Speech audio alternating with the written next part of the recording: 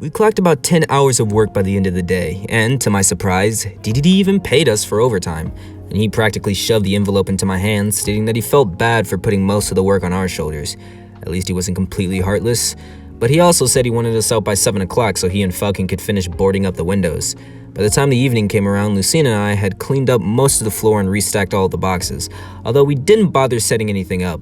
Neither of us was expecting Popstar to open its doors to the public again for at least another week. "I'd like to leave a little early if that's okay," Lucina told DDD and I. "I want to make it home before it gets dark out." Without Fox, Lucina had no choice but to take the bus home on Mondays and Wednesdays. There's a crosstown bus that cycles every half an hour here in the city, driving from the west end to the east end and then back again until the early hours of the morning. The whole ride normally takes about an hour depending on traffic, but it's still better than the alternative of walking all the way across the Goldenrod Bridge. Yeah, DDD replies. "Just make sure you're back here bright and early tomorrow morning. We're gonna get some new windows installed, and this time they better have bars on them." She waves goodbye to me and she leaves, and I wave back to her. I decided to remain behind in order to finish boxing up some of the last of the comics, while Falcon attempted to reorganize the underside of the counter. Thankfully, none of the glass had been broken or damaged, but a lot of the games and figurines that were displayed underneath were strewn all over the place, as if someone had rummaged their hand through it all. I mean, for all we know, that could have very well happened last night. "Hey, Kuro," he says to me, tearing my attention away from the comics. He barely said 2 words to me the whole day, which was strange considering his reputation for being the bossiest person I've ever had to work with. "What did Samus tell you?" The cops had left at some point during the early afternoon. Samus never came back in to say goodbye, but had mentioned to DDD to give her a call if we saw any more signs of the malicious intent initiated activity. Falcon had been preoccupied almost the whole day, even after coming inside to help with the work for some reason. Something was on his mind, and if I didn't know any better, I'd say it'd have to do with Chief Samus Aran. "Nothing much," I say. "She mistook me for my brother and mentioned some stuff about me." Falcon nods his head, but remains cautious and curious the whole time. "I see," he says. "So she didn't say anything about me?" I stare at him dumbfounded, since that kind of question came out of nowhere. "No," I say, and I was telling the truth. Why would she do that? Falcon shrugs his shoulders and returns to his work. Forget it. I was just wondering." He didn't say anything else to me for the rest of the night, and for some reason, that made me all the more suspicious as to why he was so interested in Samus Aran. She comes off as the last person I'd want to bump into in the middle of the night, and I'm not just saying that because she's a cop. There was something weird about her when she spoke to me, almost as if she could see right through my words. I wouldn't put it past her if she really did recognize me, but if that were true, then why didn't she arrest me on the spot? She knows something, and I have a hunch that Falcon is aware of it just as well. Rain starts coming down, leaving me no choice but to drop what I'm doing and move all the merchandise away from the front of the store. It's merely light droplets at first, but the clouds quickly overtake the red sun. Even though it's not that late, it gets dark outside pretty fast, and for a moment, I wonder if Lucina made it to the bus on time. I finish boxing the last of the comics and scribble my name on the sign-out sheet that surprisingly is still intact. As I leave, DDD drags some large wooden boards out from the back room and puts them against the broken window in front of the store. "Falcon and I will take care of this," he says to me. "You run along and get some rest before your parents freak out for me keeping you so late." I never told him that I didn't have parents, and honestly, I probably never will. I find it funny whenever he does refer to them, though. "Yeah," is all I say before I open the door, running out through the rain. I didn't check the forecast today, not that I ever do, but I wasn't expecting it to rain this much. I mean, it's so dark outside that the foresight is practically empty, the only sign of intelligent life being the occasional bypassing car. There's no way that DDD let me out by 7 o'clock. Since it's raining, I can't take my usual detour. I expect downtown just to be as devoid of life as my street though, and thus decide to book it home as fast as I can. With any luck, they'll have put Pitt on the night shift, which means all the leftovers in the fridge belong to me. I'll make my way to the next street over, Dreamland, and my apartment is just beyond there. As expected, there's no one around, but I do see plenty of lights on in the neighboring buildings. You'd have to be pretty crazy to be out here in the rain, especially with the temperatures being so humid. It's a combination of wet and stickiness that I frankly wasn't too fond of, and I could feel my shirt plastering to my back with each step that I took. A few more blocks and my street would come into view. It's a little blurry, sure, but I mean, I know my home when I see it. I frantically scamper to get out of this weather until something stops me. There are footsteps stomping through the rain, and as well as voices that soon break into yelling. I hear what sounds like metal on stone, followed by the unmistakable clash of a fist to the face. It sounded really meaty too. A direct hit that immediately was tailed by another punch, and then a kick. My first thought was to assume the usual, and that it was just a regular street brawl. I mean, it happened all the time all over the city from time to time, typically between rival gang members, and my street is no exception. And I'd be lying if I said I didn't spend nights just sitting in my room watching the people beat the crap out of each other on ground level. They were always a blast, but never in the rain. To brawl in the rain was miserable for everyone, especially the spectators, since it was nearly impossible to see what was going on half the time. Another guy hollers, followed by the cry of a woman. I swiftly dart through the downpour while my ears pick up the echo of voices that could only be coming from an alleyway. I see some thugs, and their faces were all distorted and weird, yanking at a civilian and pulling her behind a wall. That's when I realized that this fight isn't just a regular street brawl. Someone's being mugged. I raced all the way to the alleyway, shouting at them to let her go. And to my surprise, the woman manages to escape from their clutches, throwing out a fist and knocking out one of the thugs out cold. Another one comes up behind her, yet somehow she's able to duck from underneath his lunge, delivering a swift kick to his underside, sending him toppling into his comrades. She's really giving them a run for their money. But two, her efforts are in vain when she fails to notice one more punk coming up behind her with a baseball bat. With all my might, I sprint to her side, my wings thrusting me forward in a single flap. Before I was struck by the bat, I was struck by the feeling of deja vu. Someday, a while ago, I had dove across Popstar Comics' carpeted floor to save a tumbling Lucina from hurting herself when she fell from a stepladder. Well, it turns out that I was doing the exact same thing again, only this time, instead of protecting her from the fall of gravity, I was saving her from some moron with a demented face. The bat connects with my forearm, instantly knocking me to the ground. I hear Lucina call out my name, echoed by the strangers as they realize who I am. I bite my tongue to ease the pain and quickly pull myself to my feet, putting out my other arm to protect Lucina. "Stay behind me," I say to her, but I can barely see her with the rain in my vision. The arm that was struck finds itself retracting close to my body as I pray that the bone hadn't been fractured in any way, but even that was being too optimistic. "Kuro," she replies, "what are you—" "Just stay behind me!" I glare at the street thugs. The ones that Lucina had knocked down were now pulling themselves to their feet. They all bear disgustingly grotesque faces, and now that I get a good look at them, it isn't a surprise to see why. All the punks were wearing paper masks, very similar to the one that Samus had shown us earlier today, just like the masks from before. All these masks have very distinct and exaggerated facial features, such as bug-like eyes, tiny noses, and sinister grinning teeth. Some had mustaches, while others had hair and different places. One of them didn't even seem to have any face at all, and it was just a blank slate with dots all over it. Members of me surround us, backing us up against a wall. Some of them were carrying weapons, like the mustache man with the baseball bat. Others were brandishing small knives, while some had appeared what to be brass knuckles. With the rain coming down so hard, calling for help was impossible. It looked like we were just gonna have to settle this the old-fashioned way. "Back off," I say to the demented creeps. "I'm warning you." Two of the thugs exchange a glance at one another before one of them speaks to me. "Are you Kuro?" the tall man with the baseball bat asks. For a moment, I almost didn't comprehend his question, and his voice was all distorted. It must have been some kind of voice-changing device under the mask in order to hide their identities. In any case, these bozos have heard of me, which may work in my favor.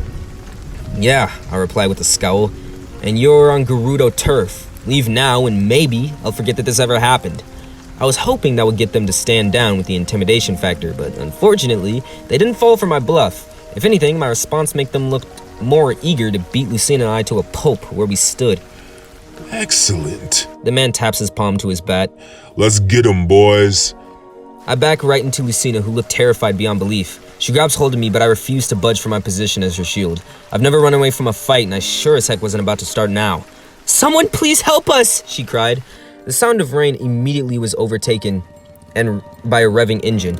The next thing I know, someone is shining a powerful headlight down the alleyway, practically blinding all of us in the process. Screeching tires come plowing from the street, zapping past us and blowing over all the me punks. Other members dive out of the way from the speeding motorcycle, which nearly crashes into a nearby dumpster. Gracefully, the driver slides into a complete turnaround, pulling up to me and Lucina with a cheeky grin on his face. And I recognize him as one of my comrades from the Gerudos. "Hey, kiddo," he says eagerly. "Long time no see." Seeing his chubby face again brings a smile to my face, if not for the fact that he just saved us. "Wario, you sly bastard," I reply. "I was wondering when you were gonna show up." "I'm always late to the party. You should know that by now," laughs Wario, his jaw nearly unhinging as he speaks. A small hand punches him on top of the head as New Smashopolis' resident witch girl climbs into view from behind him. "More like I told you Kuro was in trouble," says Ashley unenthusiastically, wielding a black umbrella to protect herself and her chauffeur from the rain. "If I didn't say anything, you'd still be at the bar playing pinball." You say that like it's a bad thing. Wario casually sticks his finger up his nose to dislodge some yellow gunk. I almost landed a high score. I noticed that the me-punks were getting up yet again, and if I had to guess, I'd say that they probably weren't very pleased with Wario's driving skills. Who the heck are you? One of them shouts. Wario takes this as his cue to dismount from his motorcycle, and honestly, I'm not entirely sure why he does, since he looks more intimidating when he's on it. In reality, he's quite the short and stubby man, complete with a jagged mustache and enough garlic in his breath to knock out a flock of sheep. The name's Wario, you schmucks, he says, and you came to the wrong neighborhood. Take a hide or I'll slam you so hard it'll be tasting sidewalk till next Tuesday. You should probably listen to him, Ashley chimes. He's really messed up, and he'll really mess you up. The thugs weren't taking very kindly to his threats, and if anything, it made them look like they wanted to bust our skulls even more. Funny enough, I'm hoping that they'll actually provoke Wario into attacking them. It's been quite a while since I've seen him go into his berserk mode. The me member with the bat leaps forward and swings with full force at Wario. Almost as if he anticipated it, Wario blocks the attack with his large hand, catching the weapon in his grasp. He gives it a squeeze, prying it from the thug and whirling it around while laughing. New weapon in hand, Wario bats the ground a few times, beckoning for his next opponent to step up to the plate. Batter up, he shouts. The thug charges at him, but it was in vain as Wario smashes the wooden bat across the face of the man. He hits him so hard that the bat breaks in two, and I almost jump out of my skin upon hearing Lucina scream behind me. The me member hits the pavement, blood pouring from his broken nose and what used to be his teeth. Surprisingly, the mask remained on his face, but it merely covers up the wreckage of bone underneath it. Seeing their fallen comrade causes the other Mies to flinch. All right, who's next? Asks Wario's casually. Come on, I don't got all night. Fortunately, that little stunt of his seems to have been enough to scare them off, as one by one they flee like rats on a sinking ship. Two of the members grab their fallen friend and drag him out of the alleyway, although I am fairly certain that that guy is already dead. The rest of them scatter off into the streets, disappearing behind the rain without a trance. Oh man, I really wanted to turn one of them into a toad, Ashley moans. Oh well, maybe next time. Thanks a lot, guys, I say, patting Wario on the back, and he returns the gesture by wrapping a gigantic arm around me, but I quickly push him away as the sting shoots through my whole body. Thanks. That's not the Kuro I know, replies Wario with a laugh. Where's the I could have taken them by myself line that I'm so used to hearing? He says that last part in a deep and mocking tone, but I kindly ignore it. I'm not about to get into an argument here in the middle of a dark and rainy alleyway. Who's the chick? Ashley asks with a smirk. Lucina is standing against the wall, drenched with her arms wrapped around herself. She looks mortified, and I notice her gaze rapidly switching between myself and Wario. Did he? She stutters. Did he just kill that man? Swipe Ashley's umbrella from her with a sigh and move over to Lucina's position. As expected, Ashley makes another one appear out of thin air, although she doesn't look too pleased with me not sharing with her. I couldn't care less. This is Lucina, I say. She's my co-worker. Ah, one of us then, replies Wario with a sickly grin. He waddles over to grab Lucina's hand, but she immediately retreats like a stray animal. Don't touch me, she snarls. Whoa. Easy, toots. I just wanted to say hi. She's not with us, I say. She works over at the comic book store with me. At this, Wario glances at me, somewhat confused and bewildered by my response. I know what he's thinking, and I wish that I could tell him otherwise, but with Ashley here, lying would just make me look like even more of a fool. So it's true then, he says. You really have left the Gerudos. I never said that, I reply. I'm just taking a break right now. Trying out different things, you know. I also need the money. As you did last week, and the week before that, says Ashley, stepping down from the bike and walking up to us. To my surprise, she doesn't look disappointed at all, but I'm honestly not sure if that's a good sign or a bad sign. You can stop stalling and come back already. Yeah, man, we miss you, chimes Wario. The guys miss you too. We're talking late nights, full moons, every cat and kitten hunting on the prowl. A lot of bad stuff has been going on since you left, Kuro. You saw it yourself tonight. Rival gangs. It's always the rival gangs. With the Gerudos owning a majority of this part of the town, it was only a matter of time until some new blood would come in and try to take over. It explains the attacks, the break-ins, and it honestly wasn't something we weren't used to. But that was when I regularly roamed these streets at night. Now I'm in bed by 11, and in order to make it to work the next day, I've simply got no time for turf wars anymore. It's one thing that I gave up when I started working at Popstar Comics, and I already knew that from day one. If that's so, then why am I even having this argument? You don't need me, I say. I'm just one guy. One guy that can take on 10 guys at once and live to tell the tale, replies Wario. They still tell of your stories, Kuro. All of us do. We want to see you fighting on our side again. Our boys are working overtime now because you're not here to cover our butts. And now we're starting to see more brawls in the streets, more than ever before. The Gerudos used to own this town, but now we're hiding from it. That's not how it's supposed to be. He's right, and for the life of me, I wish that I could agree with him.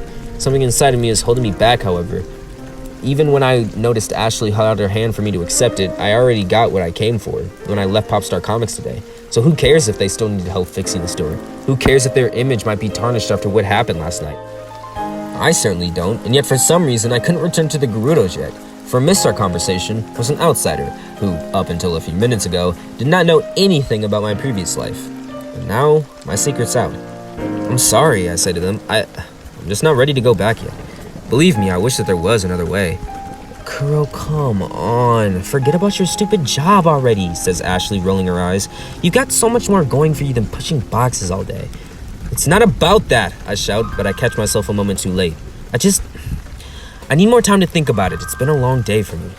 And how do you think we feel? Asks Wario, almost immediately as he shrugs it off and shakes his head. Bah, whatever, man. I'm too tired for this. Do whatever you gotta do if that's what you want. You're only going to make things worse for yourself in the end. Huh? The grinning man takes no prisoners. Wario curls his mustache before it pops back into its crooked pattern, hopping back onto his bike and kickstarting the engine. If you know what's best for you, then stay on his good side. Ashley, let's go.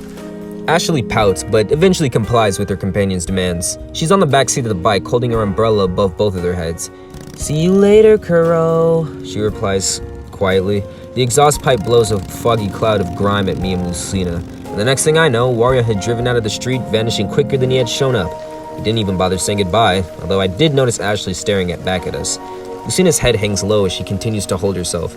I noticed that she had a few bruises on her face, but realistically, both of us look like complete wrecks between the rain and the rumble. Who were those people? She suddenly asked, beneath the cover of our umbrella. I'm not sure what to say. I mean, my arm is freaking killing me right now. I kind of just stand there for a few moments, awkwardly wondering if I should ask her how much of that conversation she was able to pick up. Some old friends, I finally mumble. I get clingy sometimes. So you're... She hesitates. I already know what she's gonna ask. Surprise, surprise, I'm not the nice guy that you thought I was. You're a Gerudo? Yes. Just as the tattoo on my back says I am, I've been a member ever since after high school. Back when the only responsibilities I had were going to sleep during the day and staying up to wreak havoc during the night. I make my own rules, do my own work, and get my own kicks just the way that I, and I alone, want. But she doesn't need to know all that. Used to be, I reply painfully. Now I'm just a regular guy working a regular job. Really a step up, don't you think? She frowns at me at my sarcastic comment. I don't know what else I was expecting, honestly, though. You're in a gang, she says. I can't believe this. Call it what you want, but I just saved your life. And I'm not gonna go around giving out freebies either. She glares at me, and I can tell that she doesn't have much of a rebuttal. She's more disgusted by the fact that I have an affiliation to the Gerudos, especially after hearing that Samus had to say about them today. It was as if the moment she found out, all of her thoughts and assumptions about me were completely wiped and replaced with this evil guise that instantly marks me as an enemy. And here I thought she was someone I could trust. Is it too late to change my mind? I'm going home, she says, and just like that, she removes herself from under the umbrella and storms off into the rain. For a moment, I stand there in wonderment, debating whether or not she's serious about leaving.